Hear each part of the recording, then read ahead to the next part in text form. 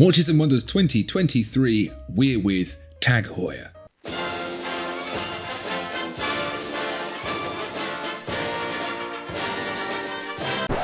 Tom, TAG Heuer has had a peppered past, ups and downs, some different perceptions, people not really sure what to make of it. Are you hoping to see something that settles all of that once and for all this year? Yes, I appreciate that they can't all be zingers, but I think TAG Heuer have got more zingers than not. But yeah, let's hope that they've knocked it out of the park here. They really are the plucky underdog, and it's a shame to say that because they've been such an influential brand in the past, but we're all there going, come on TAG Heuer, come on, you could do it, you could do it. Yep. This year I'm hoping to come away from seeing their new releases feeling a lot more positive than I have done in the past. Let's start with the Carrera Chronograph, obviously one of their most famous product lines, and here it has been evolved to become something between classic and contemporary. They've experimented with both and they can sometimes feel at odds with each other, so they have unified that approach into one. This is a 39mm watch. That's good. 39mm is a good size. It has the glass box crystal concept, which kind of wraps around all the way down to the case. There is no bezel. It's a very interesting look. Comes with a black or blue dial, 100 meters of water resistance, the caliber TH20-00, which is an evolution of the Heuer 02 they had before, but now with bi-directional winding. Fun fact, Tom, they changed it from the Heuer 02 because it was a bit confusing to say the TAG Heuer 02. So they're calling it the TH20-00 with the bi-directional winding. 80 hours of power reserve, 5,600 pounds. That's sniffing at the backside of the Omega Speedmaster. What do you think of the watch? I really like it. I think it's a strong start. You know me, I'm a sucker for a domed bezel, and although this is bezel-less essentially, the tachymeter scale is on sort of a flange, and it's underneath the domed crystal which wraps over everything, but that's really nice. It's succulent. Happy with that. Yeah, it's a really smart looking watch, isn't it? And that blend of classic and contemporary, you can really see it. It looks like a vintage watch, but that's sapphire crystal. You likened it earlier to a Resonance. Yeah. It has that pebble-like feel, that, what do I call mouth feel, Tom? Yeah. And I think it's a step in the right direction. I really do. The price is strong, however, but best of luck to them. Also, notice, date at 12 o'clock. Almost disappears up there. If you're going to put a date anywhere to keep a chronograph clean, actually, no one's ever thought of 12 o'clock that I've seen before. That's quite good up there. That's weird, yeah. I completely missed that. And when it's the 12th, it's going to be especially confusing. Yeah. But they've also got some watches that are a bit more of the old style. This is the also Carrera Chronograph, but with a 42mm, the larger, older style case, with the big thick set bezel there.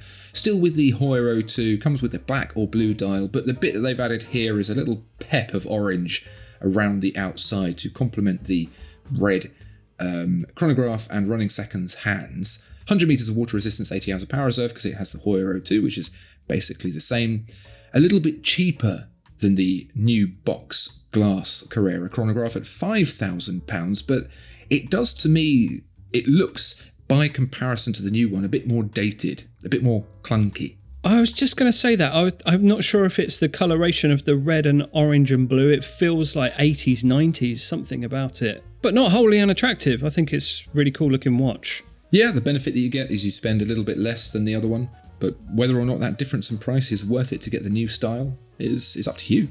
Or you, Tom, personally. No, I'd pay a bit more for that pebble shapeness. Speaking of pebble shapeness, they've also updated the Carrera Chronograph Tourbillon, which you might remember was a very contemporary looking watch, much more in the vein of the Mario Carrera Chronograph Tourbillon. Mm-hmm. This one is taking that box glass concept and a much more classic look and feel with the dial. And again, really, really deep curve to that crystal. Blue dial only, caliber TH20-09, 65 hours of power reserve, 100 meters of water resistance, a hair under £20,000. But this is one of the first TAG Heuers I've seen in a while that actually looks expensive. My only complaint about all three of these watches is having the Carrera name above the logo. I'm not sure if it works in terms of balance or even needs the name Carrera up there. It's a bit unusual, but otherwise, very minor complaint. The £19,950 TAG Heuer Carrera Chronograph tourbillon with the glassbox crystal is a really, really attractive watch. Speaking of very, very attractive watches, Tom, do you remember the Carrera Plasma Diamant d'Avant-Garde of last year, where TAG Heuer took some lab-grown diamonds and fired them at the case as fast as possible, and they all embedded their way in? Yeah, or just before the case had fully set, they squished in the diamonds. They have updated that watch. You might remember last year that the case had a few diamonds set into it and a single-piece diamond crown. This time they are setting diamonds into the bezel too, and even the bracelet. So now this thing is absolutely awash with little sparkly fragments. Like the whole thing is just transferring in from another dimension, but got stuck. Yeah, it's very interesting. It looks sort of like raw material, doesn't it? Like does this come with like a little miniature pickaxe that you can mine out the diamonds from your watch? That'd be fun. I'm not sure what's going on with the dial. It looks like television snow, like 90s static from MTV or something. That is a single piece of raw diamond crystal grown as a bed of crystals, like what you did with a jam jar as a kid with a piece of string. Do you remember that? Absolutely not. Oh, what fun you missed out on.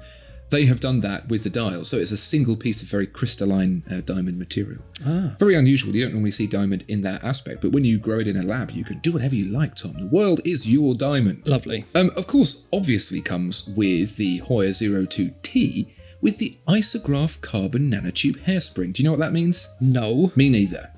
Also for this year, and talking about watches that are punching very high in terms of price, is the Aquaracer, TAG Heuer's entry-level dive watch, but now in bimetal at £4,400 or full gold in £16,050. The Venn diagram of people looking for an affordable entry-level TAG Heuer and wanting to spend £16,000 on a gold watch, I imagine has a very small overlap. That is an intriguing proposition, isn't it? I suppose TAG Heuer, they treat all their models equally. You know, I guess they don't see the TAG Heuer Aquaracer as any less of a watch than any of their other models. So why wouldn't it get a solid gold treatment from time to time? I feel like the kind of person who's going to buy this watch is the sort of person who buys a Volvo and ticks every single box in a spec sheet and ends up spending £100,000 on the thing. It's good, but you spend so much on it that you could end up having purchased... Well, you could purchase a Langenzone for £16,000. Yeah, when you put it like that, that is a bit of a head scratcher, isn't it? Indeed. Dear viewer and listener, TAG Heuer, how do you feel about this year's propositions? I think there's some good stuff, I think there's some head-scratching stuff, and I think there's some unusual stuff with diamonds stuck in it. Yeah. Let us know what you think in the comments below. Hope you're enjoying the coverage. Please do like and subscribe if you are, and we'll see you in the next one. Goodbye. Bye-bye.